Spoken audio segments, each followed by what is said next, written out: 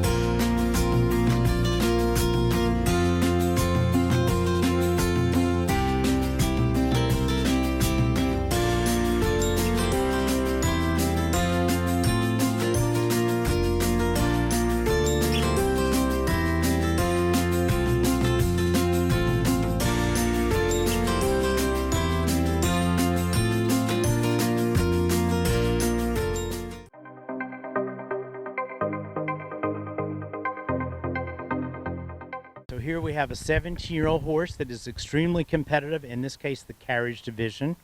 He's very well turned out.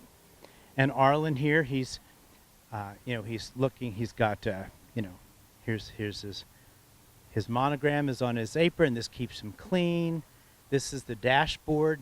This is patent leather and it's padded, and then there are little handholds to help you get in and out of the carriage quite easily because it is high.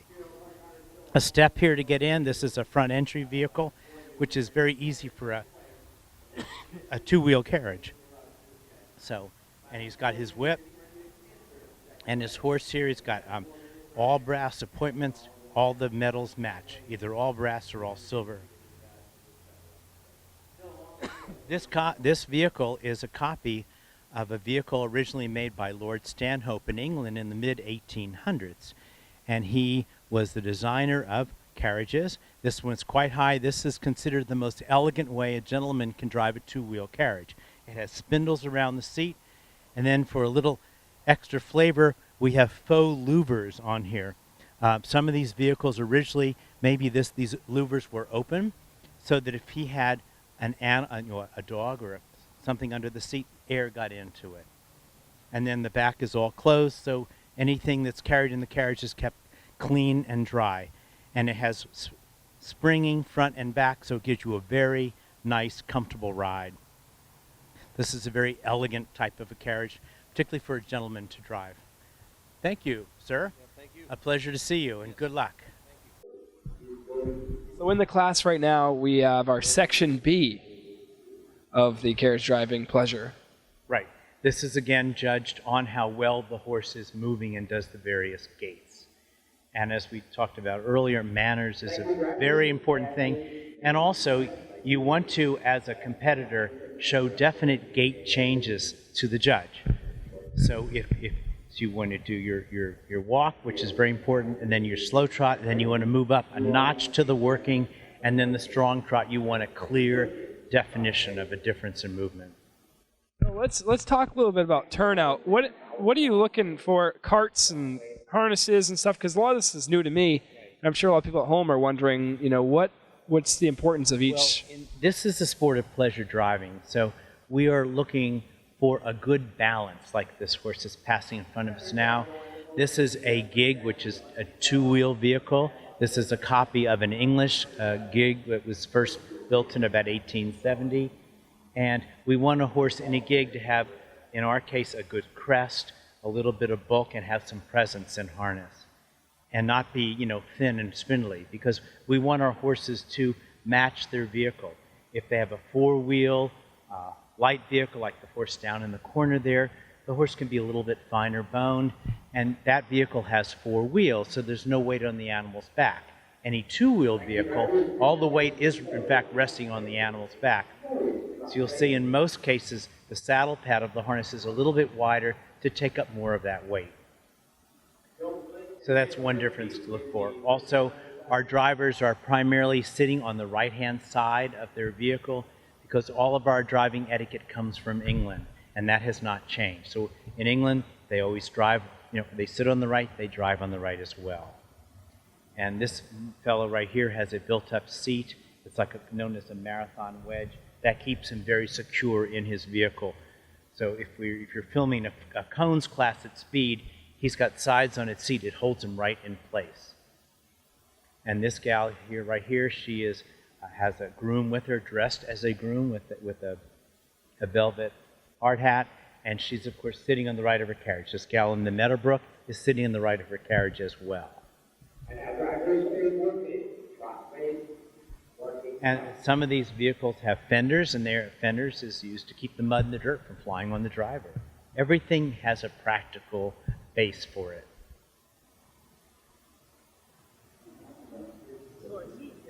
Right here, there's the curved shafts. What is that for? Well, that goes with the style of the vehicle. This vehicle was originally built primarily to show hackney horses, and in England. So in England, they have the curve in the shaft. Well, we have it here as well. The tugs, the loops that hold the shafts up, his girth will come up, the overgrowth will wrap around the shaft, and then back to its girth again. And then there's no breeching, which is the leather strap that goes around the hind legs, which is used for braking. Because this vehicle, which we have over there, they were used and built primarily for showing, always on the level, on the flat, so breeching was not as important. This allows the horse to be seen, to move quite fluidly, and it has a lot of motion. The shafts curve over and then they tip out a bit. So if they have a really high action like a hackney horse would, or Park Morgan, they don't interfere with the shafts whatsoever. This is just a kind of a low moving horse. He looks quite nice. He could have a lot more motion and would look beautiful in a vehicle like this. And this is a reproduction of an actual Lord Stanhope gig.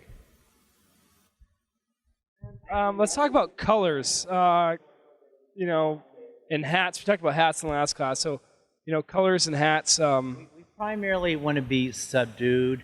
We don't want to look like, the joke is like you're going to a funeral. You want to have a little bit of color. And like this gentleman, he's got a nice yellow flower on his lapel. Adds a little bit of color. He'd look kind of dull if he didn't have that on. The next horse coming down here is a very good use of color. You can see she has a bright, sort of what I would call a turquoise green jacket, because her vehicle is black, so she adds a little bit of color. And it just brightens it up. But you want to be careful that it's not too garish, where it doesn't clash too much with the whole turnout.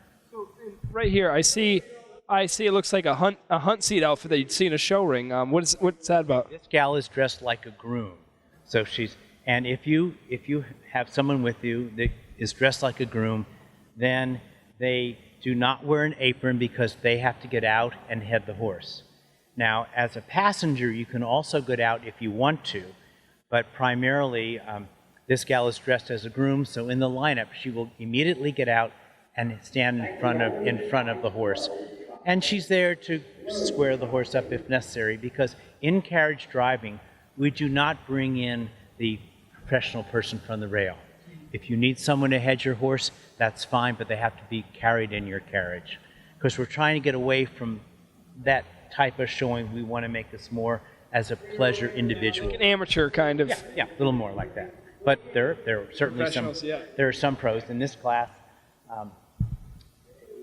There's nothing, no one here that to me is obviously a pro. Most of these are amateurs, and they're owner drivers, which is very nice. Yeah, definitely. See how colorful this gal is coming?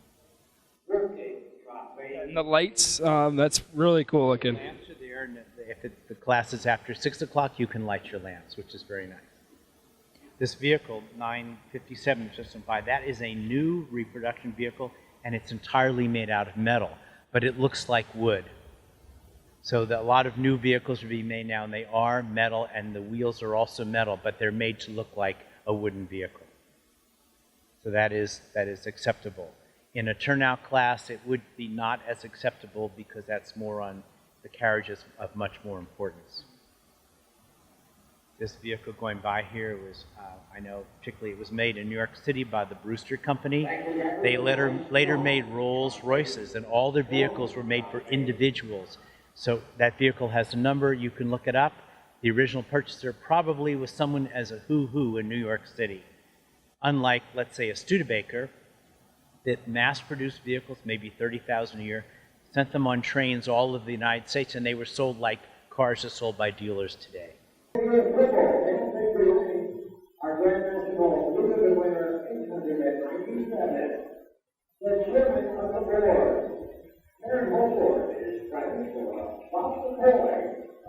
John, thank you so much for giving insight and your knowledge, years of knowledge in the carriage driving division. Really appreciate it. It's my pleasure. I thrive on carriage driving, and I want it to grow, and I want to help people get involved because it's a great thing.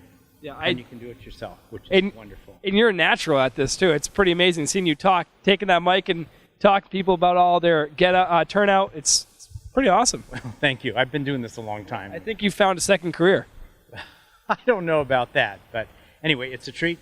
Mr. Noble, knew your father quite well when we were both a little bit younger, but it's super. And thank you for being here and being at the Grand National and sharing all this with anyone who wants to watch it, which is international, I'm sure. Yeah, thank you so much. Good.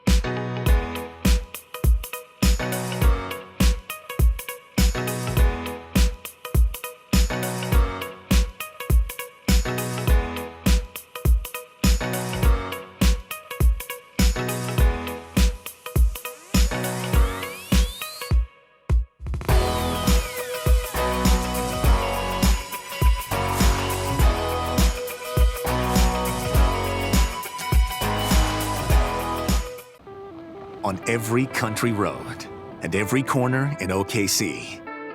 From every sunrise through every hour of the night, our cameras capture every moment, expose every issue. At every local landmark, every family farm, and every small town home, we'll track every Oklahoma storm and reveal every Oklahoma story. You'll see us everywhere. KOCO 5 News.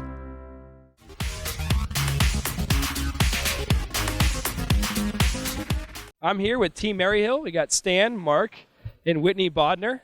Welcome to the show, guys. Thank you. Good. Thank you. So, tell me a little bit about Maryhill and its story. Oh, God, we've been at it forever, so it's a big, long story. You got time? Yeah, I got plenty of time. So it is. We started off, so we did, probably 50 years ago, about that. So we did. My wife and her family were originally doing it. So they were breeding Morgan horses and showing them. And then I moved to the farm in 1976. So I did, and Paulette and I got together and we got married, so we did. And we just kept building the farm, so we did, and getting rid of what we didn't like and keeping what we liked and kept breeding on. And most of the stock we show is youngsters that we've bred. So it is, and either other farms that we've taken over their breeding program, they may not have the Maryhill prefix, so they don't like the eponymous Leo. Was foaled at our farm, so does he's a product of what we encourage the people to breed and mares to buy. So we did. The Syngate program is the same way. The Fox Hollow program is the same way. They were all customers that we nourished their breeding program. What was your inspiration? A mentor, any mentors that you guys have had along the way? Them? Actually, I'm self-taught. Okay. I never worked for anybody, so I didn't. I'm self-taught, and I learned simply by watching other trainers do things. So I did, and then applied my own technique, the same theory, but my own technique to it, and it's worked for me. And the boys do the same thing. They may do some of the things that I do, but they may do it a different way, which is their technique, and it works for them. That's awesome. So what do you guys think of joining up with your dad over the years and come up in the ranks and becoming, a powerhouse in the Morgan breed? How does it feel to, have a family business that's been so successful? It feels great. It's really something to be proud of. It just goes to show you the hard work pays off, and being smart, making good decisions. Like Dad said, breeding the good ones, but you also breed the bad ones. So you got to know which ones to keep, which ones to get rid of. And a lot of times you have to part with the good ones, but it's been just a great ride. It's been, to watch all the hard work that Mom and Dad did over the years, and then, to be able to say that you've been a part of that is pretty cool. Very cool. Anything? Basically what he said. So what fuels you? Why do you guys do this? We're competitive. Very competitive. Wouldn't you say? Oh yeah, very competitive. Yeah, we're very competitive. We're even competitive with each other. Mm-hmm. Yeah, but it drives us to be the best we can be.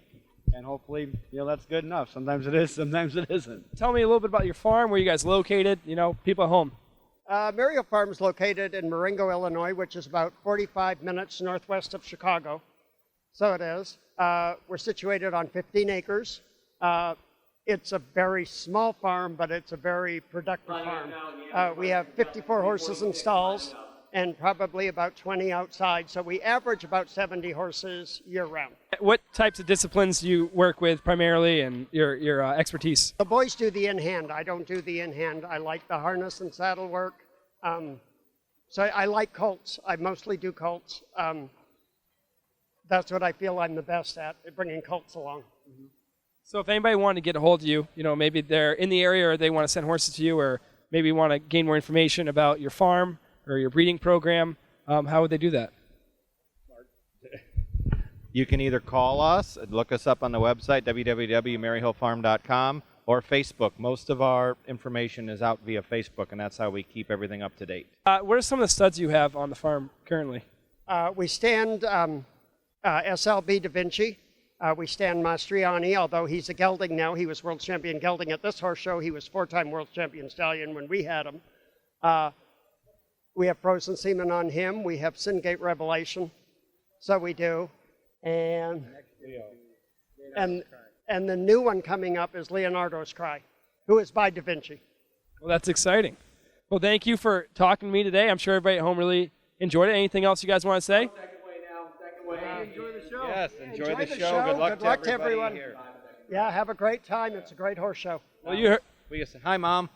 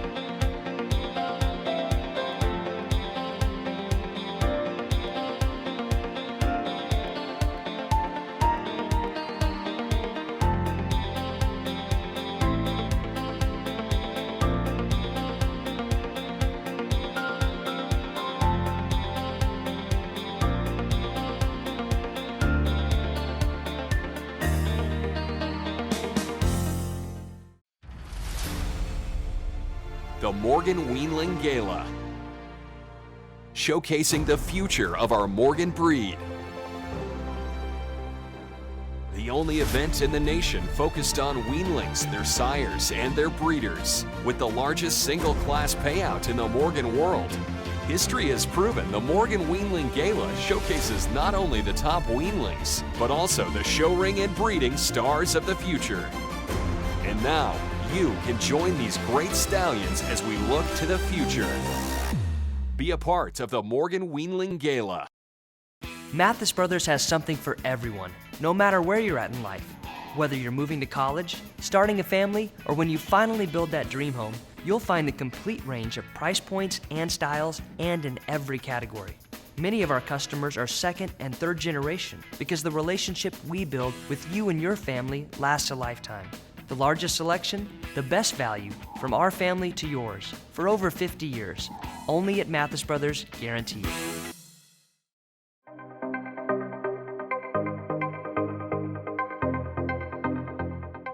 right, we're here with Dallas Bolin of Sunchaser Morgans in Oregon. Thank you for speaking to us. Tell us a little bit about your barn. Well, I'm fairly new at this professional business. I was an amateur rider for 20 plus years from the junior exhibitor days. Finally decided a couple years ago that it was time to go pro, so I'm a small barn because I work a full-time job in addition, so usually 2 to 4 horses in training at a time. But tell us a little bit about how you got started with horses and how you finally progressed to owning your own barn. Oh, well, I was that horse-crazy 9-year-old girl. Mom, begged Mom for years and years, please, Mommy, let me have a horse. Started training with Nancy Item, and of course we had a horse within less than 6 months when I was 9. So did all that for tons of years, and then finally decided that I wanted to do my own thing. So started my own stable and had a few clients and built my own barn this year, so things are progressing. And what kind of riding and driving do you do at your barn? Well, of course we do a little bit of everything, but recently I focused more on the carriage driving. A lot of my customers are perhaps a little older in age, and they prefer sports that maybe don't involve falling off of a horse. So We do the arena carriage driving here at the Morgan shows, and then we go through the summer to combined driving events. What horses do you have here in Oklahoma, and how have you been doing so far this week? Well, I have Liz Goldman's Sutton Remembrance. We have come with that horse every year since he was a 4-year-old, and he's 8 this year. So far this year, we are just kind of middle of the pack in the carriage division. He's had some success in previous years, so we're hoping with the driven dressage this afternoon to have some good scores. And what types of things do you work on with your riders and drivers to improve upon their skills? Ooh, that's a good one. We do a lot of stretching the horse. With the carriage especially, a lot of calmness, and they have to be supple and relaxed, and sometimes for the Morgans that gets a little difficult. So we spend a lot of time bringing them up and letting them down and relaxing and then bringing them back up again. And do you usually start a new client that comes to your barn, would you start them riding first or go directly to driving? Whatever they want. I mean, I have a couple riding horses that are fairly mellow fellows, and then the driving, depending on who I have in and out of horses that I have that are drivable for first-timers. But a lot of them want to ride first. A lot of the customers locally where I'm at don't know about driving. We're in a very rural area, so most people come to start riding, and then the driving kind of progresses from there. And what do you love so much about the Morgans and carriage driving in general? Well, the Morgans, obviously the personality. If you don't want a horse that's in your business, I tell people then this is not the horse for you. So I like having horses that are beating the walls down when you get in the morning to go out and work. Carriage driving is kind of fun because, especially with the combined driving, you get out in the wild blue yonder and you can gallop across country, and you kind of get a little bit of the feeling of the wind in your hair and the wind in your face. So it's nice to get out of the confines of the arena and go do something outdoors. And for those who don't know a lot about combined driving, can you tell us a little bit about what it entails? Well, it's basically like the 3-day eventing they do in the Olympics for jumpers, but we do it with the carriages. So we start day 1 with dressage, and then day 2 is a marathon, usually about 8 to 10 kilometers, which in miles, 6 to 8 miles usually. Within that marathon, there are obstacles, they call them, where you are timed within the obstacle. So basically, it's on a penalty point system, just like eventing, where least amount of penalties wins over the weekend. And then day 3 is cones. So you have a 20-gate cones course with a maximum time allowed. So Morgans do really well in different divisions in combined driving. Why do you think that is? Well, basically, obviously, they have a lot of heart. They move really well, but they're quick. They get out there and they can dig in and they can get it done. So right now, one of the top drivers in the world, Susie Stafford, is driving a Morgan in the horse division. Obviously, they do well in pony because they're competing against a little bit smaller ponies. You get a Morgan that's in the upper 14 hands. They're a little bit bigger, but Susie's driving, I think, a 15-1 Morgan and competing against warm bloods. So the mare moves perfectly, and she gets out and she can we won't call it out race, but she's got the speed to win in the marathon too. Well, thank you for speaking with us, and good luck the rest of the week. Thank you.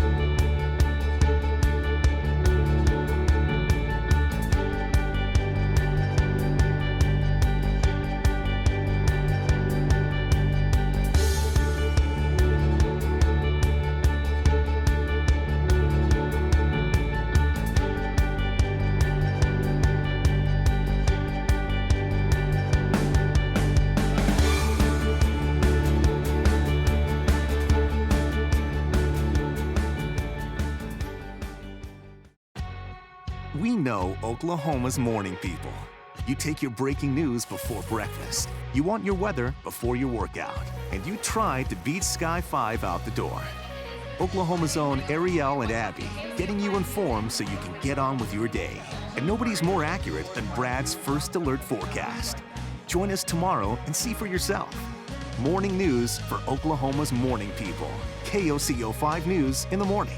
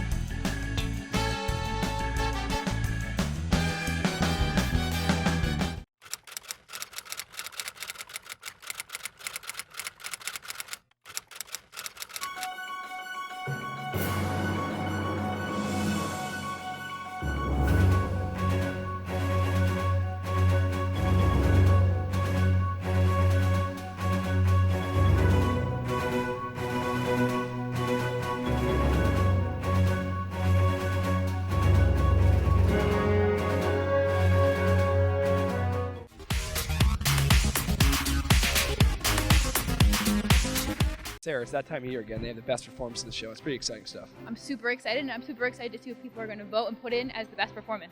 And then November 15th, we have our yearly Best Performance e-magazine that comes out. And voting starts for the real best performance November 15th through December 1st. And then the winner on December 1st will be announced. And how much money are they going to win? They win $1,000. That's pretty exciting. That's pretty cool. So casting votes, you might be able to win $1,000. And if you think a horse can win, do it. I would want to win $1,000, wouldn't you? Yeah, I definitely would. So get your friends on and start voting. And your top 25, you're in the running for the money. So I'm here with Rhiannon Beauregard, who is originally from New England, is now a transplant to Austin, Texas. Well, welcome to the show. Thanks so much. I'm so happy to be here. So what happened this week with you?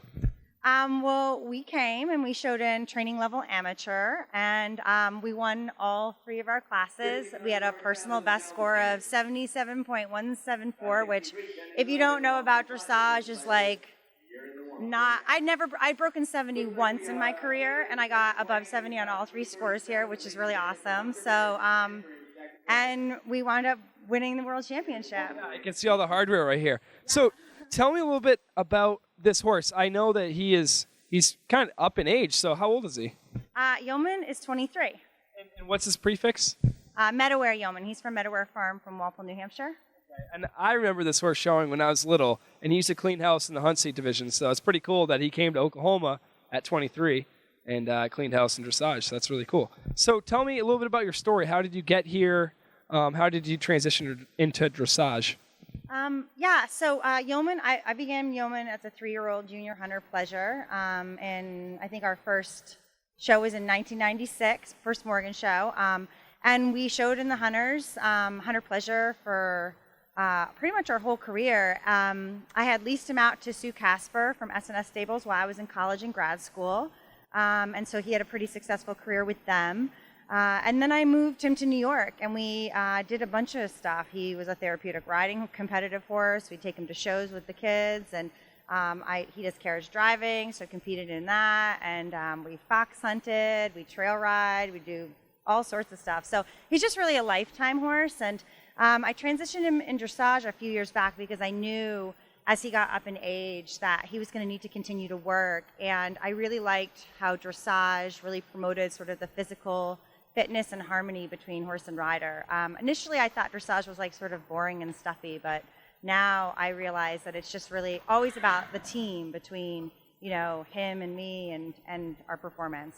So the transition into dressage, so it was a learning experience for both of you then? Yeah, I had never ridden dressage before. I don't even think I had watched it on TV. I had no idea what it was, and I just got an opportunity to take a couple lessons, and I thought it would be cool if Yeoman, who had always been like on the straight and narrow, like learned to move sideways and learned a flying lead change, which it's way harder than to do it in a proper way. But dressage really just opened our eyes to a whole level of just harmony and balance and physical fitness. And I realized a lot of the stuff that Yeoman had been presenting with as a younger horse probably could have been fixed by dressage had we taken that next step and gone in that direction. So I really can't support it enough. I feel like when I showed in this circuit, I thought dressage, like, oh, that's just like what like horses who aren't pretty do, which is like a horrible thing. But I realized that it's super athletic. It's super, I mean, I have to memorize tests. I have to do things at exact moments. We don't get like a rail to canter, like you canter at sea. And it's like, it's just really cool. So even though it looks kind of like nothing's going on, so much is going on. And I love the sport. I love this sport. I just love riding. I love Morgans, but I just love the fact that really dressage is what has kept this horse at 23 competing. I can't say enough about it as like just as another chapter in his life. So can we meet this horse? Of course. So we're here with Meadowwear Yeoman, who's a legend for sure in New England in the hunt seat division. I remember him growing up, and it's kind of cool to see him out here. He looks pretty good for 23. Thanks. Again, I'll credit dressage, and no expense has ever been spared in his life by anyone who's ever been his caretaker. The horse has been like just generally just really well cared for. What are some of the favorite things you like about this horse?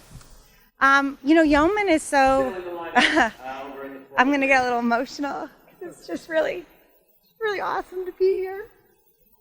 He's just so gracious, and he's just such an honorable horse. Like, he's my best friend. And, to have a relationship with a horse for 20 years and then to come here and to win is just like so overwhelming. I like cried in every test I had. It was just like, I just feel so grateful that I had a horse as a young age. And I'm able to be an adult and just be recognized for the hard work. We've had a long road. I had some health issues a few years ago, and I thought my riding career was over. And we came here and we won, and it just was just really awesome. And I feel like Yeoman has a lot of fans. He's just a sweet horse. He's just a nice guy. And I feel like that's a Morgan, but that's also his breeding, and it's also like, I never, ever, I let him always tell me what he wanted. So he's just very appreciative for all of this. Like, just really, really awesome horse. Well, thank you so much for talking with us. It really has been a pleasure, and really to see how passionate you are about the Morgan breed, dressage, and your horse. And it's just really inspirational. I think everybody at home is really going to enjoy hearing your story and hearing about this special horse. So thank you so much. Thank you. Thanks for giving us this opportunity.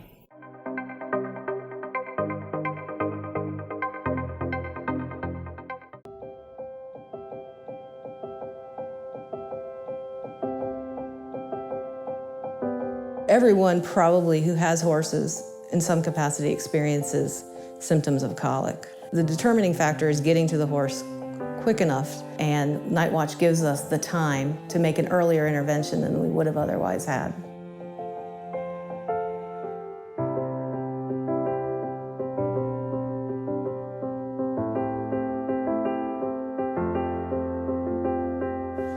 Horses do not like to show signs of weaknesses. So a lot of times when they start having sort of distress, what you're going to see isn't behavioral, it's going to be more of vital signs. Your heart rate's going to get elevated, your respiratory rate's going to get elevated, but they're not necessarily going to show outward physical signs of distress until it's very far along. As a full-time mom, as a full-time career woman, as an amateur rider, I have a lot of things to worry about. So I'm sitting here in my office doing my job, thinking about a million different things and knowing that if something went wrong, I would get a message saying something was wrong, and then I could act on it. The world is going mobile every day, and being able to have something in your pocket that can relieve you of a certain amount of stress worrying about your horses at home is huge. This is where technology has finally caught up to what we need to properly assess and evaluate these horses on a day-to-day basis. And now I think this is another set of eyes when we cannot be there, whether we're on the road showing, and I think it has a bright future. I've thought about a million different scenarios.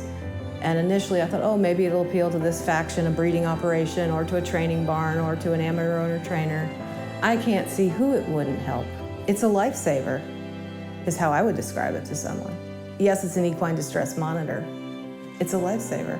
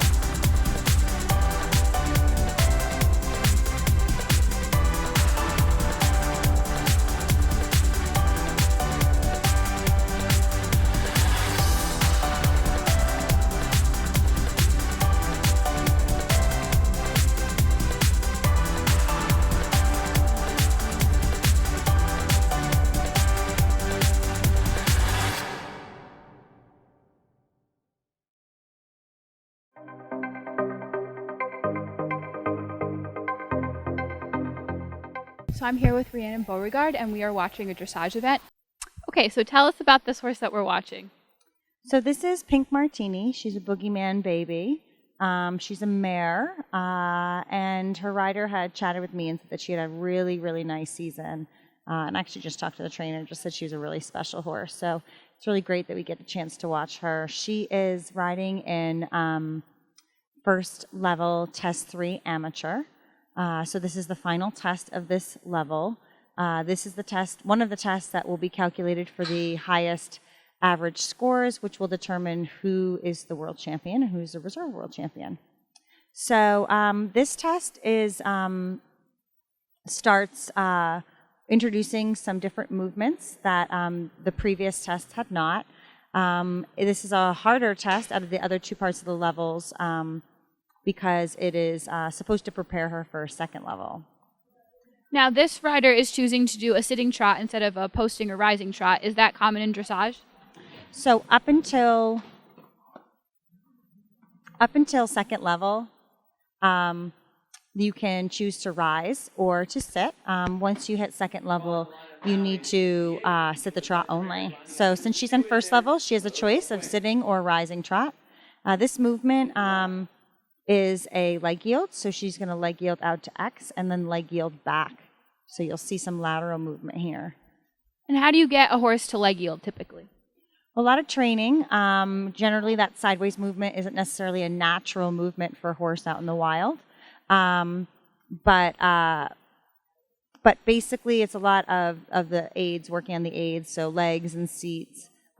This is a stretching trot, which is supposed to show the horse sort of leaning forward and stretching, allowing their back to relax. You're supposed to have quite a bit of contact in dressage between the hands and the mouth. So that type of movement shows that the horse can accept stretching down and more relaxation. And does the rider do anything differently with their body when they try to get their horse to stretch down like that? Depends on the horse and the training. I didn't see a really big noticeable difference, but I'm sure if you ask the rider, she'd tell you exactly what she did differently. So here's the halt. Now, what is the importance of the halt in dressage? Again, just these are all movements. You want to test your horse's ability. Your halt should be square, and you should be able to stand still for at least 3 seconds, depending on the test, but generally 3 seconds. And just demonstrating, like a test demonstrates knowledge and skill. So this test is demonstrating this horse's ability to do these movements in a certain pattern. So all riders ride the same test in this division, and they're judged on each movement. I think there's about 12 movements. They're also judged on rider score, a gait score. There's some standard score. So again, this back to the stretching movement. This is a free walk. So the horse is supposed to stretch lower and down. It's often hard for Morgans, and you can see she's getting a little distracted. It's hard for Morgans because they're built so uphill for them to really, really stretch low. But she's doing a nice job here, and the rider's going to sort of recollect into her medium walk, which is a shorter stride, more collected walk. Again, the judge wants to see the transition from the free walk to the medium walk. And again, little distractions. This is a new environment, but she recovers nicely. So you're going to also see in this test a counter canter loop. So basically, that's testing the balance of the canter. So the horse sort of moves through the ring on the same lead, but a little bit off of the rail. Again, showing balance. That's a medium canter, so it's a little bit more extended. Now, what were to happen if Pink Martini didn't do what the rider said, or the rider forgot part of their pattern? So if Pink Martini didn't do what the rider said she wanted to do, they might get a 0 or a score lower. If the rider went off course, the whistle would blow, and she would have an opportunity to repeat the movement. So you can pass, and if you don't do the movement, you can get a 0. You can be excused depending on what's happening in the situation. Now, what is the importance of transitions in dressage? So transitioning from the trot to the canter to the trot. So kind of back to what we had talked about just earlier, what I just said about skill base. That's really important. As to demonstrate the ability for the horses being able to move into the transitions smoothly. There really should be no difference in the rider or the horse between transitions. It should look really effortless. A good dressage rider looks like they're doing nothing, and they just flow. And Pink Martini and her rider definitely have those moments in this test where, and that's a nice medium canter. She's extending. What type of qualities go into making a nice dressage horse or a successful one? Oh, I mean, Dressage's motto is that any horse can be a dressage horse, and I really truly believe that that dressage is just about skills and training and harmony and balance and tempo, and that's important for any horse, no matter what sport they show in. So really, from the littlest pony to the biggest draft horse, you could learn and show dressage and do quite nicely.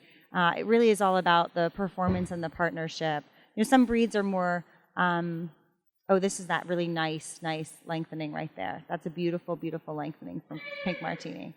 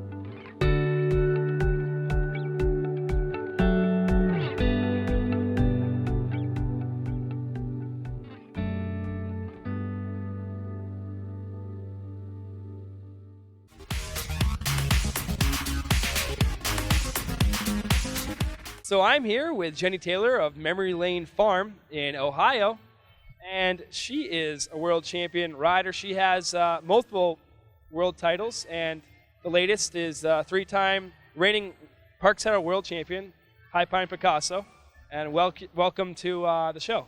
Thank you. So tell us a little bit about yourself and that horse especially.